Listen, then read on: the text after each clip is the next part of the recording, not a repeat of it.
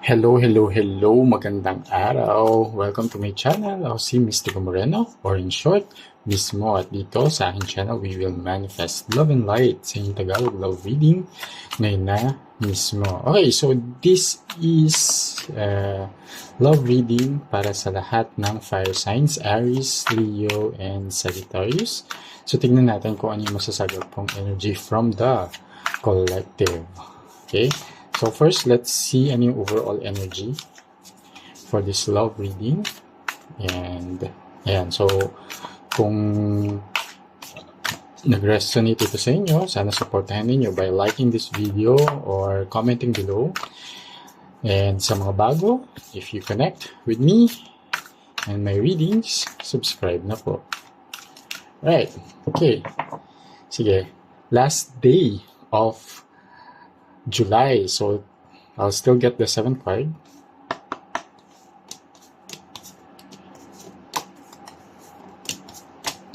So, first card is Open Your Heart.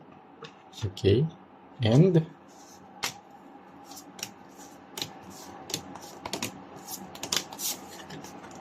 Roses Have Thorns. Okay. Yeah, I think yung nakikita ko dito ay mga fire signs na recently na-hurt sa past relationships. Ship lang pala. Pwede rin ships. Baka marami kayong relationship in the past na, ayun, it ended up not good. So, and don't do that, di ba? Talaga masasaktan lang kayo at masasaktan yung ibang tao. But anyway, yes. So, I can see here na itong reading na to ay para sa lahat ng fire signs na recently there was a painful ending or unhappy relationship or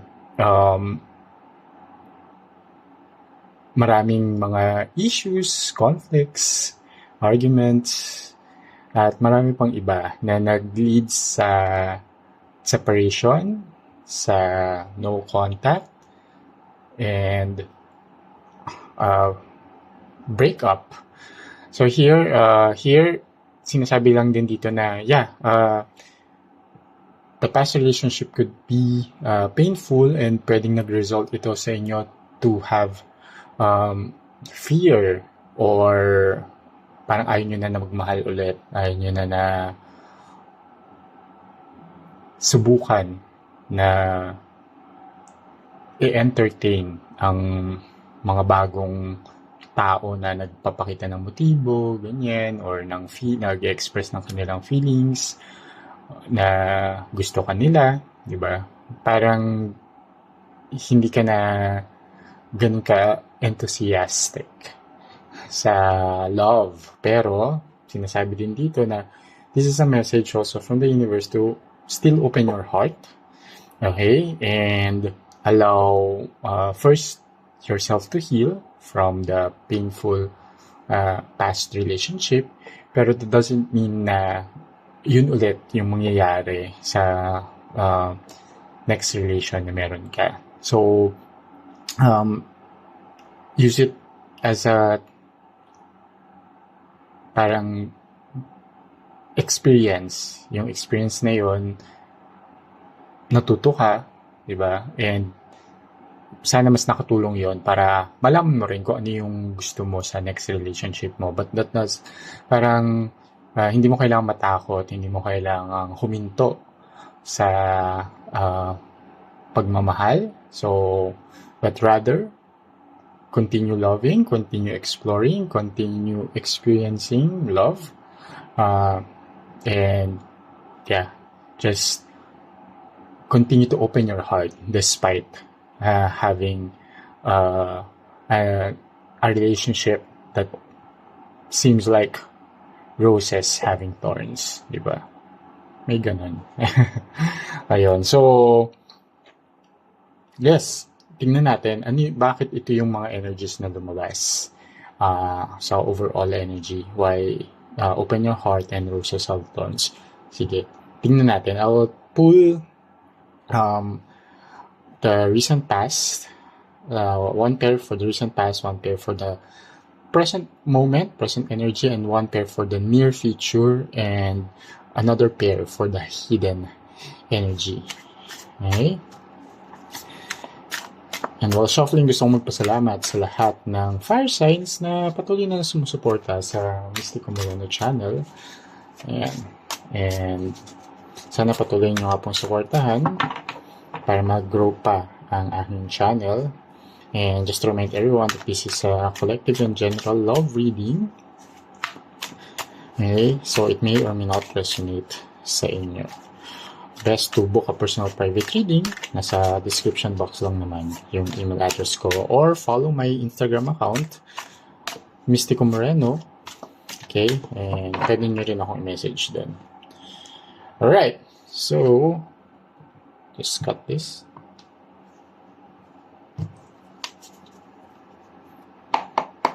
And get the 4 cards.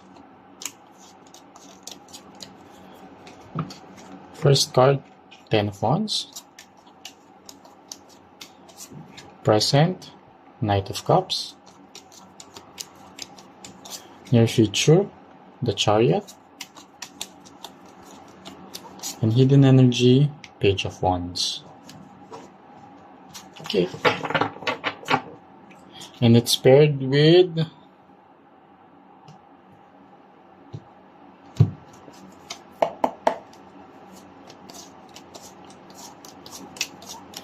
recent past, paired with Ace of Wands, Eight of Cups, present, near future, Eight of Swords, and hidden energy, Six of Swords. Yeah. Okay. Sige. Basically, in a nutshell, ito nga talaga yon yung energy. So, sige, let's start with the recent past. The 10 of Wands and Ace of Wands na pair. So, yeah, in the recent past, nagmahal kayo, you thought na ito yung love or relationship na talagang magpo-proceed into a long-term relationship or magmamaterialize yung mga minanifest ninyo or what you hoped for in a relationship or the person itself. Yeah, pero dumating sa point talaga na ang daming mga issues, ang daming challenges yung relationship. So it's for some of you, maybe may mga toxic traits yung person ninyo. For some of you, may iba talaga kayong relationship goals. For some of you, pwedeng iba kayo ng priorities. But in the recent past, for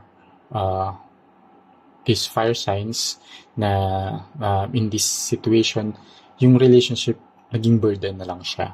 Talaga. Parang to the point na parang kayo na lang yung nagdadala ng relationship.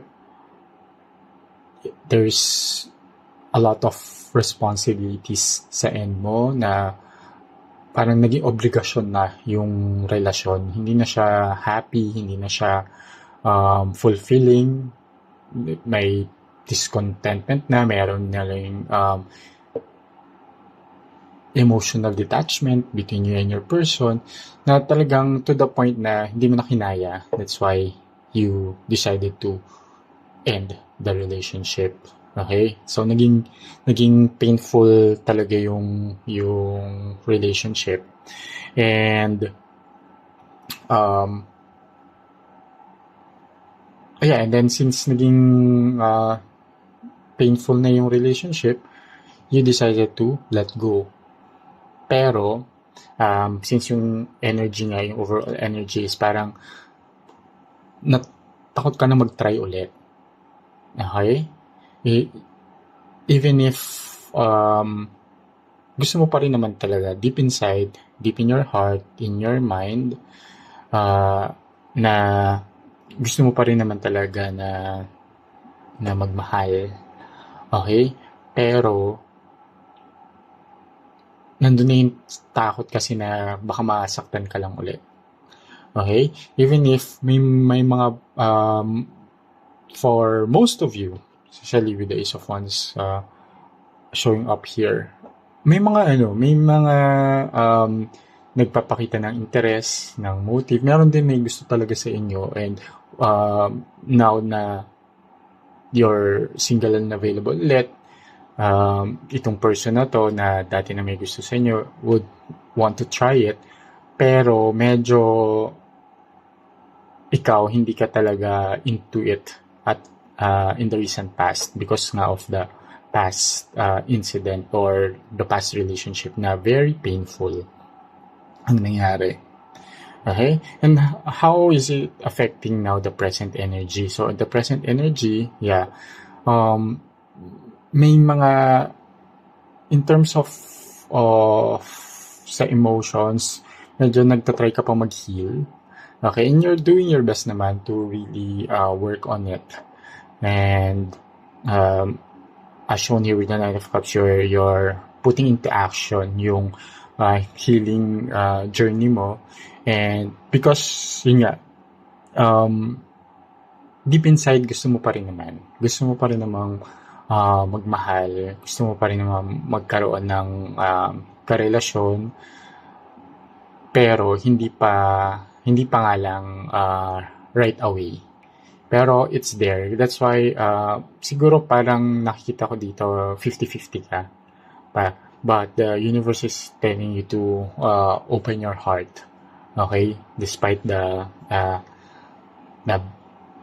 unhappy experience that you had recently or sa past relationship. Kasi here with the Eight of Cups, it's showing here na it's time to let go, it's time to really move on, and it's time to heal. And ginagawa mo rin naman talaga yun, and you're doing your best na talagang syempre, ano pa talaga siya, painful pa talaga, may sugat pa yung puso. So, allow yourself to heal, and eventually, dapat i-let go mo na yun kasi it's not serving you anymore. Yung past relationships, yung mga experiences mo na nasaktan ka and all, yes, it's normal. Masasaktan ka talaga kasi nga, there's a separation. May mga in-expect ka na hindi nangyari sa relationship, but that doesn't mean na the same thing will happen in the this new relationship. Okay? So, it's time to let go kasi kapag hindi, ang mangyayari in the near future, how now the energy will or may affect the near future energy. Here, the Chariot, magpo-progress yun eh. Yung Eight of Swords na yung restricted ka, yung feeling mo helpless ka. And I mean, yung feeling mo ikaw yung victim, ganun, may stuck ka sa ganung energy kapag hindi ka fully nag-let go dun sa past hurt. Okay? At kapag hindi mo pinili na mag-heal, and mas magpo-progress pa siya. Alam mo yun, to the point na parang talagang kahit may mga tao na sincere or genuine naman na mamahalin ka or nagpapakita ng care sa'yo and affection, hindi mo makikita yun. Parang blinded ka na. Kahit may nagpapakita nun, parang hindi mo na parang mas nangingibabaw sa'yo yung fear na. And here, it's careful kasi nga, yun, yung Eight of Swords energy is yung feeling na helpless ka, and may restricted ka or stuck, you feel stuck sa ganong energy. And the more you just do nothing para mag-heal, the more na magtutuloy-tuloy lang yan. And mabablock mo yung mga energies, yung mga positive energies, yung mga new love na darating sa life mo. Okay?